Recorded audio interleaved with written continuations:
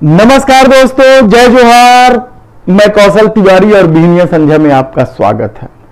कहते हैं कि झूठ और अफवाह की राजनीति की उम्र ज्यादा लंबी नहीं होती, और यह भी कहा जाता है कि यदि झूठ और अफवाह के सहारे किसी की छवि गढ़ी गई है तो वह भी ज्यादा लंबे समय तक नहीं टिकती। अच्छे दिन आएंगे से लेकर धर्म और राष्ट्रीयता की राजनीति के अपने खतरे हैं, लेकिन इस बात को शायद देश के प्रधानमंत्री नरेंद्र मोदी और अमित शाह समझने को तैयार नहीं हैं। इसलिए उन्हें हिमाचल प्रदेश के बाद कर्नाटक में भी बुरी तरीके से हार मिली। अब भी वे राजस्थान, मध्य प्रदेश, छत्तीसगढ़, तेलंगाना, मिजोरम यानी 5 राज्यों के विधानसभा चुनाव में क्षेत्रीय जो नेता हैं, छत्रप हैं भारतीय जनता पार्टी को, उसको किनारे करके अपने ही बलबूते चुनाव लड़ने की कोशिश की जा रही है। और इस कोशिश ने राष्ट्रीय स्वयंसेवक संघ यानी आरएसएस यानी संघ की नींद उड़ा दी है, क्योंकि संघ को 2025 में अपना 100वीं स्थापना दिवस मनाना है, और यदि केंद्र में सत्ता उनकी नहीं रही तो फिर इस कार्यक्रम का क्या होगा, क्योंकि देश भर से नफरत और अफवाह की राजनीति का दुकान समेटने की कोशिश होने लगी है। दरअसल राहुल गांधी ने अपनी भारत जो पद यात्रा में जो माहौल बनाया है, जो मोहब्बत की दुकान सजाई है, उसके सामने नफरत और अफवाह की दुकान कहां तक टिक पाएगी, इस बात को आरएसएस अच्छी तरीके से जानती है। भले ही 40 अनुसांगिक संगठन के साथ सबसे ज्यादा ताकतवर संगठनों में आरएसएस की गिनती होती है, लेकिन इस देश की तासीर नफरत के आधार पर सत्ता हासिल करने की कभी नहीं रही, और भारतीय जनता पार्टी हमेशा ही छोटे दलों से गठबंधन करके सीटें हासिल करते रही। ये अलग बात है कि उन्होंने उन्हीं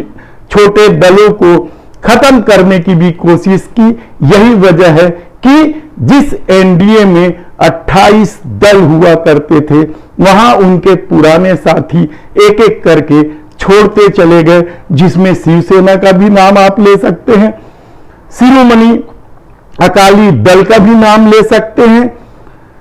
बीजू जनता दल का नाम ले सकते हैं, ममता बनर्जी, जयललिता। आप फेहरिस्त देखिए कि किस तरीके से अटल बिहारी वाजपेयी और आडवाणी की जोड़ी ने एनडीए बनाकर सत्ता हासिल की थी, और 2014 में भी यदि सत्ता मिली थी तो उन्हीं एनडीए की ताकत की वजह से मिली थी। लेकिन शायद देश के प्रधानमंत्री नरेंद्र मोदी और अमित शाह को यह भ्रम हो गया कि भारतीय जनता पार्टी को पसंद करने वाले इस देश में बढ़ गए हैं। 2019 में जिस तरीके से 303 सीट यानी 300 से अधिक सीटें भारतीय जनता पार्टी को मिली, उससे क्या घमंड बढ़ गया, अभिमान आ गया पार्टी नेताओं में? ये सवाल इसलिए उठ रहे हैं क्योंकि कल ही आरएसएस के प्रमुख मोहन भागवत ने नसीहत दे दी कि केवल एक चेहरे के बूते चुनाव नहीं जीता जा सकता, इसलिए जो एनडीए के पुराने साथी हैं उन्हें मनाया जाए, उन्हें शामिल किया जाए, उनकी पूछ परख बढ़ाई जाए। और भारतीय जनता पार्टी ने इस नसीहत में खलबली मचा के रख दी है, क्योंकि इस दौर में मोदी शाह की जोड़ी ने न केवल नितिन गडकरी जैसे नेता को किनारे किया, बल्कि प्रकाश जावड़ेकर, रविशंकर प्रसाद से लेकर योगी आदित्यनाथ को भी किनारे करने की कोशिश की गई। और अब तो इस बात की चर्चा है कि योगी आदित्यनाथ और अमित शाह के बीच इस कदर ठन गई है कि दोनों एक दूसरे का चेहरा तक देखना नहीं चाहते। क्या ऐसा संभव है? हालांकि राजनीति की अपनी मजबूरी है। यही वजह है कि देश के प्रधानमंत्री नरेंद्र मोदी ने जब उत्तर प्रदेश के चुनाव के दौरान योगी आदित्यनाथ के कंधे पर अपना हाथ रख दिया, तब भी धर्म के आधार पर राजनीति करने वालों को यह बात असहज नहीं लगा या बुरा भी नहीं लगा, कहा जाए तो गलत नहीं होगा, क्योंकि साधु संतों के कंधे पर हाथ यदि सत्ता में बैठे प्रमुख लोग रखने लगे तो फिर साधु संतों की क्या स्थिति बनेगी, यह किसी से छिपा नहीं है। लेकिन यह बात आरएसएस अच्छी तरीके से जानता है कि भले ही उनके 40 संगठन पूरे देश में काम कर रहे हैं, लेकिन वह ताकत भी काम नहीं आएगी मोहब्बत की दुकान के सामने। और शायद यही वजह है कि अब आरएसएस नए सिरे से भारतीय जनता पार्टी को मथने की कोशिश कर रही है। और इस कड़ी में कहा तो यहां तक जा रहा है कि कई मोहरे बदलेंगे, यानी भारतीय जनता पार्टी में जो सत्ता में है और संगठन में है, उन पर से भी भरोसा आरएसएस को उठ चुका है और वे नए सिरे से कवायद कर रहे हैं कि किन्हें पार्टी किनारे करेगी, किसे किस तरह की जिम्मेदारी देगी, क्योंकि जेपी नड्डा यानी वर्तमान भारतीय जनता पार्टी के अध्यक्ष अपने गृह राज्य हिमाचल प्रदेश को भी नहीं बचा पाए और बुरी तरीके से हार हुई, कहा जाए तो गलत नहीं होगा।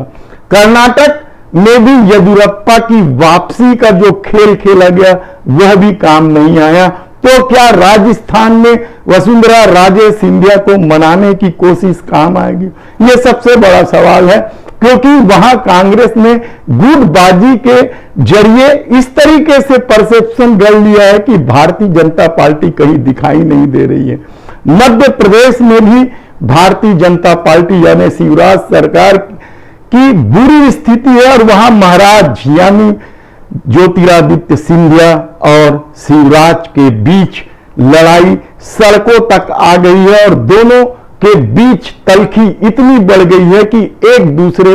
पर खुलेआम आरोप भी लगने लगे हैं। लेकिन छत्तीसगढ़ में तो और भी बुरी स्थिति है, कहा जाए तो गलत नहीं होगा। और पार्टी के सामने सबसे बड़ी दिक्कत यह है कि यहां नेतृत्व भी बदलने की कोशिश की गई, विधानसभा में नेता प्रतिपक्ष भी बदलने की कोशिश की गई, लेकिन फिर भी भारतीय जनता पार्टी के जो छत्तीसगढ़ के नेता हैं वे केंद्र की तरफ ही देख रहे हैं। तब सवाल ये है कि क्या आने वाले दिनों में जो 5 राज्यों के चुनाव होने जा रहे हैं, जिन्हें सेमीफाइनल कहा जा रहा है, वह फाइनल के लिए तैयार ही नहीं हो पाएगा और 2024 यही स्थिति रही तो भारतीय जनता पार्टी के हाथ से चला जाएगा, क्योंकि महाराष्ट्र और बिहार ये 2 प्रदेश ऐसे हैं जहां 80 से अधिक सीटें हैं और इन दोनों राज्यों में तकलीफ ये है कि दोनों राज्यों में विपक्षी एकता बेहद ही मजबूत है। इसे तोड़ने की कितनी ही कोशिश की गई, लेकिन अभी तक मजबूती से गठबंधन टिका हुआ है। ऐसी परिस्थिति में यह भी कहा जा रहा है कि यदि इन दोनों राज्यों में बीजेपी 2.5 अंक भी हासिल नहीं कर पाई तो फिर क्या हो। हम आपको फिर कभी एक एक राज्यवार बताएंगे कि भारतीय जनता पार्टी ने 2019 के चुनाव में किस तरीके से प्रदर्शन किया था और उस प्रदर्शन को क्या वह 2024 में दोहरा पाएगी। लेकिन एक बात तो तय हो चुका है, भले देश के प्रधानमंत्री नरेंद्र मोदी या अमित शाह इस बात को न माने या भारतीय जनता पार्टी में जो उनके समर्थक है या गोदी मीडिया न माने इस बात को कि देश के प्रधानमंत्री नरेंद्र मोदी अब चुनाव जिताने योग्य नहीं रह गए हैं। यह बात आरएसएस अच्छी तरीके से समझ चुकी है और हम आपको बताएंगे कि आने वाले दिनों में क्या कुछ परिवर्तन होगा, संघ किस तरह से 2024 की तैयारी करेगी। धन्यवाद।